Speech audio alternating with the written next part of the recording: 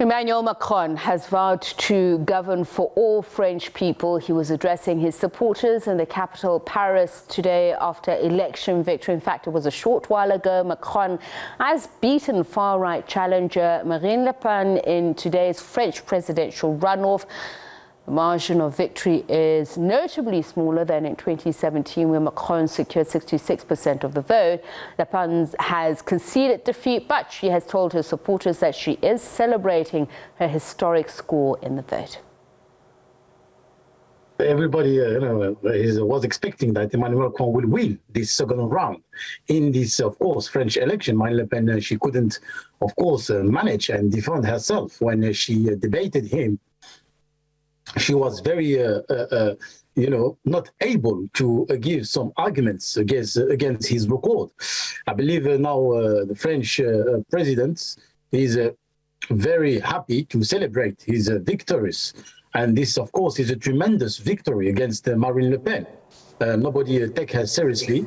And I believe now for the second round, Emmanuel Macron, this current president, will face many challenges in France. So this is not it. By all accounts, I understand that there is going to be the Assemblée Nationale 2 months away. So the losers would be trying to reassemble their line in terms of the strategy to be able to garner seats there. Tell us a little bit more about that vote. Well, in 2017, Emmanuel Macron was a new face, was a new president. He proposed a new program. He gave a lot of promises for the new youth generation. So it was, of course, a new candidate who gave a lot of promises. But now Emmanuel Macron is known, he has a record, and I believe this new strategy will not work. The main point, as you raised now, is the legislative or parliamentary elections. Now, which is very important for Emmanuel Macron in order to govern the country and to pass his reform, the retirement reform. He wants to raise it to change the age of retirement to 65 and the others reforms. But I believe the main point is the Jean-Luc Mélenchon, the left candidate, will of course is going of course to win the legislative election. There is of course a popular movement in France with the yellow vest, and the civil society, the French civil society will of course take their revenge. We can read that on the social media that they will take their revenge for this, as they call it, the third election, which is the legislative election. Jean-Luc Mélenchon, as you mentioned, he garnered greater votes within that first round of elections. In terms of those legislative elections, is he expected to do better in that third round of elections? Well, of course, there was more than 104 areas that they won. The left party for 104 areas, popular area and others area, which is a big city as well, such as Lille, such as Lyon, such as etc. Paris as well. He was the second candidate in Paris, so so it's very important. For example, of course, in London as well, he was the second candidate in London, who did a very good score after Emmanuel Macron, 28%. Emmanuel Macron did in London 32, which is very close for a candidate who is, from the left. This is a significant example. So I believe the most important the election is the legislative. People are unhappy about the record, about the sanitary crisis with Emmanuel Macron, how he managed the sanitary crisis. It was a very disaster for the liberties of the French people. People are saying that the age of the retirement, they don't want to go for 65. So there's a kind of anger in the street. Remember that we had in 2018 the Yellow Vest movement, which was very popular. More than 19% of the French people, according to the polls, they supported the Yellow Vest, which was very famous and popular. So I believe this all challenges that Emmanuel Macron is going to face will be very tough for him. And do not forget as well that we have the Russian invasion and the Ukrainian war. The oil prices have raised. So the cost of the life is very is very expensive now in France, and particularly in Europe, which are very dependent on some natural resources, such as the gas and etc. So, and I believe these all challenges will be very important for the French people and for the legislative elections. And I ask these questions particularly about Jean-Luc Mélenchon, whether or not the left is going to coalesce around him. Is it likely that we're going to see him elected as a prime minister? Given the fact that the Green Party and there was a challenge from the right, but will he emerge victorious as prime minister, for instance? Well, we can have, of course, a coalition of left that can be emerge with the Green Party and with the Socialist Party and with the Union Popular, which is the party of which is the Mélenchon's party. And I believe this coalition can, of course, give as a result a cohabitation with, as you mentioned, with the president, the current president, Emmanuel Macron, as Prime Minister, which will be Jean-Luc Mélenchon. And this is, of course, it will be a second cohabitation. Do not forget, in the French history, we had a cohabitation with Jacques Chirac, the former president, and with the former, of course, president François Mitterrand. So I believe this is the main point. So people now consider that Emmanuel Macron does not represent them, and of course they had, of course, an abstention. More than 28% for the second round, and now more than 13 million people did not vote, which is more important than that people who voted for Marine Le Pen. She did 12 millions. So I believe now the main important things is to challenge this democratic crisis in France in order to stabilize the country. And this is, I think, it will be very, tough exercises for the French president. So there are those who say, as Emmanuel Macron leads, he'll have very little room to maneuver in terms of domestic policy, that will take some constitutional legislative changes of which he would not have the power. Do you agree with that? What lies ahead of him to deal with these challenges? Well, I do agree, but I believe that the challenges are very important, just as, for example, the climate change, not only for France, but for other countries, but particularly in France. He gathered climate conferences in 2020, which did not anything. There were a lot of reports, and he bring the civil society in order to give some proposal for the climate change, but he did not take his promises.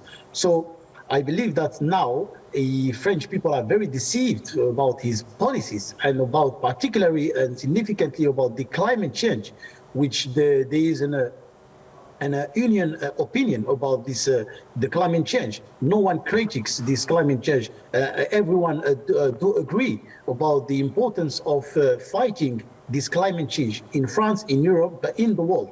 And I believe now Macron was not able to give some proposal in order to fight this climate change.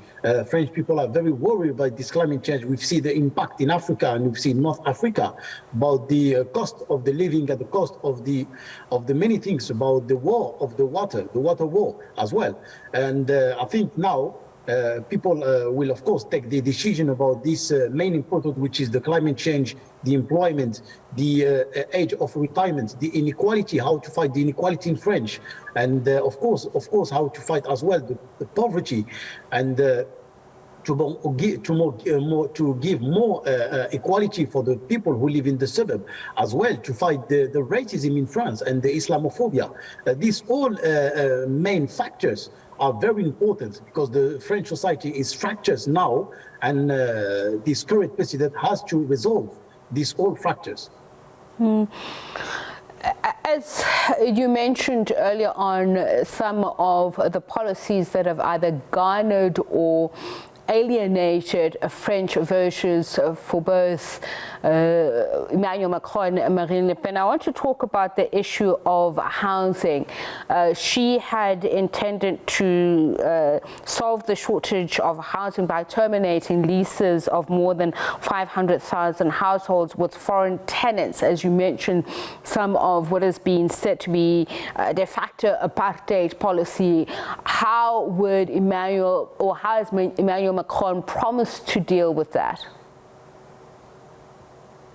Well, he promised it before in 2018. He was a proposal that he wanted to pass this proposal in the parliament with a bill, but he did not take his promises. I believe that there is no, I don't know how he's going to deal with that. He said that maybe he will pass a new bill in order to resolve this problem. About the load and the house loading and the taxes in France, which are very important. The most European country who tax his citizens is France, according to the last reports and the other think tanks. So I believe that now Emmanuel Macron has to, of course, propose a new program in order to renewal the political class and to fight this inequality and to, of course, maintain the political stability in France. The fifth institution, the Fifth Republic, is going to be finished because now people are very fed up about the French democracy. So they want a huge change. And I think that is the main importance, is how to gather people in order to bring them to vote, to believe in democracy. That I think is the main important things to do in France. If we don't want another political crisis such he was with such as we had with the Yellow Vest movement. All right. Just given the fact that Emmanuel Macron is going to find himself at the helm of the European Union at a time when I know Marine Le Pen didn't shy away from her ties with Russia's Vladimir Putin, but Emmanuel Macron has placed himself as a mediator, meaning impartiality is required, at a time when, as we mentioned, buying power is dwindling, this high unemployment situation is likely to get worse as the war progresses. As much as there has been unity in condemnation, the steps that the various nations have taken to manifest this, whether through policy, somehow will come back to blow back to them. So how is Emmanuel Macron going to straddle this position while trying to please the audience at home?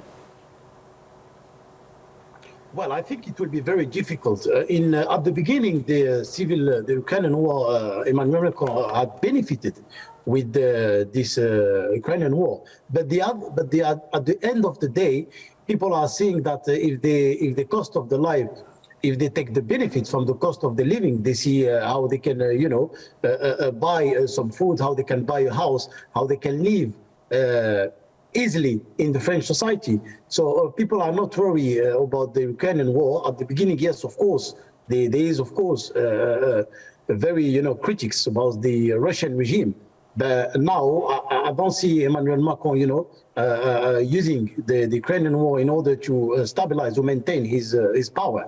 That I think will not work, of course, because there is a lot of inequality in France, and people, want to live easily and comfortably in France. I think this is the main important for the French people. And what I'm talking about here is that feeling of abandonment which many French voters pointed to in terms of either abstaining from voting or the criticism of Emmanuel Macron. And I'm talking about the difficulty of the choices that he is going to push for at the helm of the European Union, which might be seen by some as bringing back home the hardship. We mentioned the issue of buying power, people complaining about the price of fuel, the inability to buy food. So I'm just asking if people are going to see his choices there as impacting on them. I mean, there's been the issue of the RSA. Tell us a little bit more about that, how some of these things can impact on the French citizens, those living in France. Well, this of course will impact not just only France. We tax the gas from the Russia about less than 18%. The impact will not, will not be very, huge. For example, such as Germany, which is more than 50%.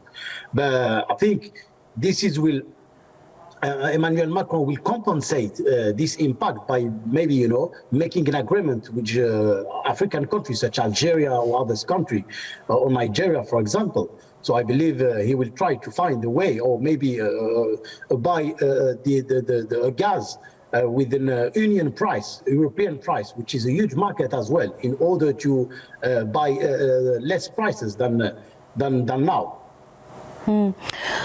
Just perhaps a bit of history. Emmanuel Macron, a 44-year-old man who's already winning his second term in office. Some have called it a meteoric rise to power.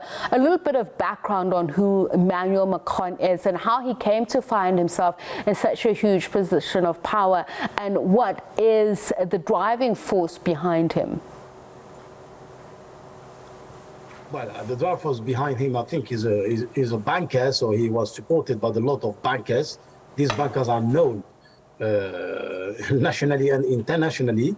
So I believe now that's why people do not trust in democracy, because, as you know, if you want to run for the presidential election, you need to have the money, and you need to have a sponsor who can finance you. These monies, this is a lot of money and the highest stake. For any election in Europe. I believe that people know that they don't want this political system to be maintained and established, so they want to change, and they want to transform the French democracy. That's why we need to change our institution and our democracy in order to stabilize the political crisis and the political map in France, if we want really to stabilize our institution. Do you think his backers were behind his delay in throwing in his hat for re-election? I mean, 38 days, there was a bit of intrigue on why he was somewhat hesitant, or he was seen to be. Well, I don't know what he was thinking, but I believe that maybe he was hesitant because he knew that the was not someone who was against him, So it was just only Marine Le Pen, and people were, they didn't want to vote for the election. So the abstention was very major in France. People do not now believe in the democracy and in the politician class, and of course in the elites. So that's why this is facilitated, the election of Emmanuel Macron. People are fed up, and people do not trust for the democracy. So if you want to reestablish these beliefs in democracy, we need to act seriously and to, take these old promises and to act the old promises. And his political alliances, at some point he was seen as guilty of political betrayal with the Macron law, in terms of his ambitions of where to take the French economy. For instance, he was a cabinet minister with the socialist government, but then he stunned with this, as we mentioned, the Macron law, which said dismayed leftists. So do you think there's still grudges from that point of view? Is he still seen as somebody you can't trust?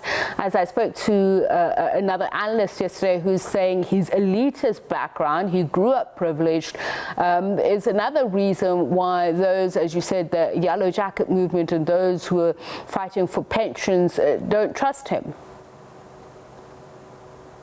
I don't think so. No, they don't trust him because his records were very badly. He passed the